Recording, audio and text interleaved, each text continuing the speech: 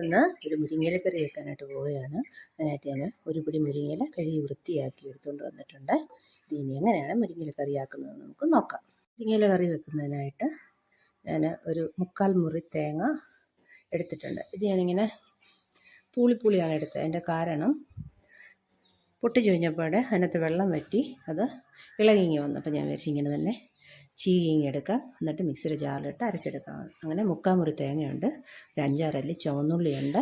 ഇത് നമുക്കൊരു ഇച്ചിരി ജീരകം കൂടി ഇതിൻ്റെ കൂടി അരയ്ക്കാം. 1/4 ടീസ്പൂൺ ജീരകം കൂടി തേങ്ങയുടെ കൂടി അരയ്ക്കണം.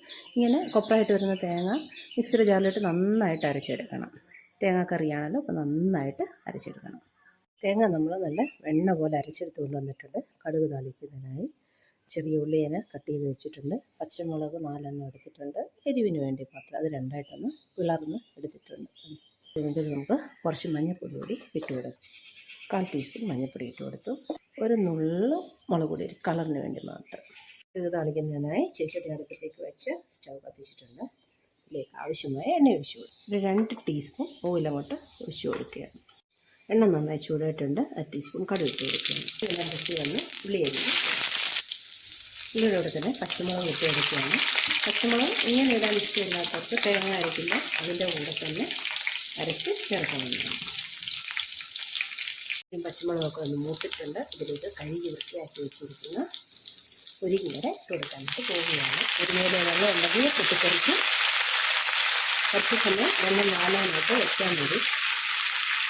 അത്രയൊക്കെ പൊട്ടിത്തെറിക്കത്തില്ല. പിന്നെ മുരിങ്ങയില ഇടുമ്പോൾ ഫ്ലെയിം എപ്പോഴും ലോയിലോട്ട് മാറ്റിയാൽ മതി.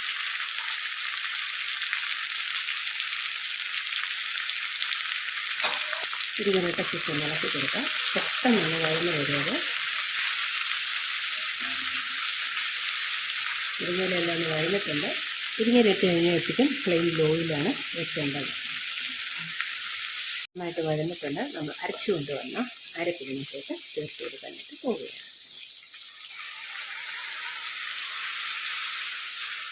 നന്നായിട്ട് കുറുകിയിരിക്കുകയാണ്. അതിനകത്ത് ശകലം വെള്ളം കൂടി ഒഴിച്ച് നമുക്കത് ഒന്ന് ലൂസാക്കി എടുക്കണം. അരപ്പരച്ച് വെച്ചിരുന്ന പാത്രം ഒന്ന് കഴുകി വെള്ളം ഇതിനകത്തേക്ക് ഒഴിച്ചു.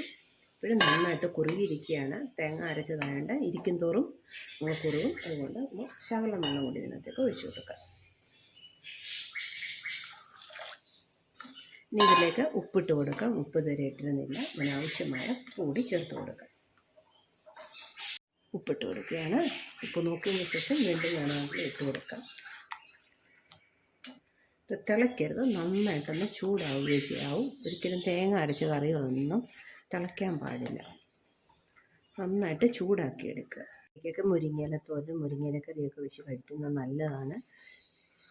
എല്ലാവർക്കും ഒരുപോലെ ഗുണപ്രദമായ ഒന്നാണ് മുരിങ്ങയില എന്ന് പറയുന്നത്.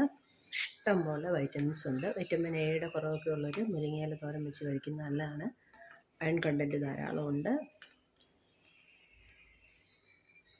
എപ്പോഴും ബ്ലഡ് കുറവുള്ളവർക്ക് ഡോക്ടേഴ്സ് പറയും കുറച്ച് മുരിങ്ങയില തോരൻ വെച്ച് കഴിക്കൂ, അല്ലെങ്കിൽ മുരിങ്ങയില കറി വെച്ച് കഴിക്കൂ എന്നൊക്കെ പറയുന്നത് കേട്ടിട്ടുണ്ട്.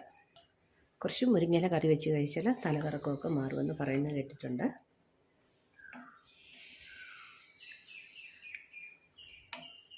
അപ്പം എല്ലാവരും ഒന്ന് ട്രൈ ചെയ്ത് നോക്കണം. ഇഷ്ടപ്പെട്ടാൽ ഒന്ന് ലൈക്ക് ചെയ്യണം. വീഡിയോ എല്ലാവർക്കും ഒന്ന് ഷെയർ ചെയ്ത് കൊടുക്കണം പ്ലീസ്. എനിക്ക് സബ്സ്ക്രൈബേഴ്സ് വളരെ കുറവാണ്. 3 വർഷമായിട്ടും സബ്സ്ക്രൈബേഴ്സേ ഇല്ല. എല്ലാവർക്കും ഒന്ന് ഷെയർ ചെയ്ത് കൊടുത്താൽ മാത്രമേ എല്ലാവരും ഒന്ന് സബ്സ്ക്രൈബ് ചെയ്യത്തുള്ളൂ. നിങ്ങളുടെ സ്നേഹം എന്ന് പറയുന്നതാണ് സബ്സ്ക്രൈബ് ബട്ടൺ.